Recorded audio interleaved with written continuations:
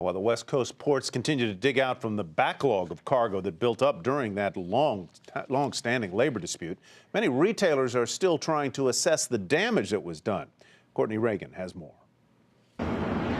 It's been more than a month since a deal was reached to settle the labor contract dispute at West Coast ports, but the pain is still present for retailers.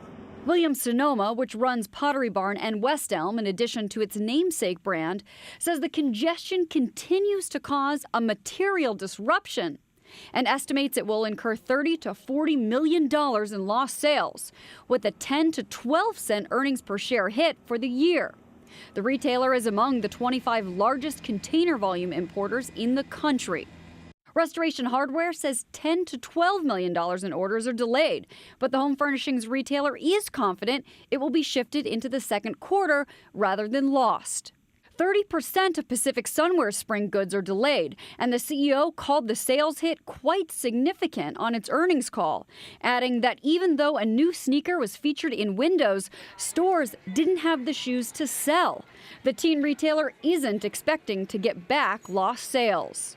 Lululemon now says it expects inventory delays will hurt until at least May, much beyond the original forecast of inventory backlog through the end of January. The one thing on every investor's mind, how long will the backlog last? One thing that maybe has been underestimated is the cascading impact of something like this. It's not just the goods that don't get to shelf now. There's also this knock-on effect that those boats are not able to get over to the Far East or other places to be reloaded. So there's this rolling impact that should last much longer into the future than you would immediately think of when you imagine just a port slowdown. Conrad also says historic data shows supply chain disruptions cause share prices to fall an average of 25%, with impacts that linger for 2 years. However, not every retailer is hurting. Five Below, Children's Place, and Finish Line say forward planning has and will prevent any delay or disruption.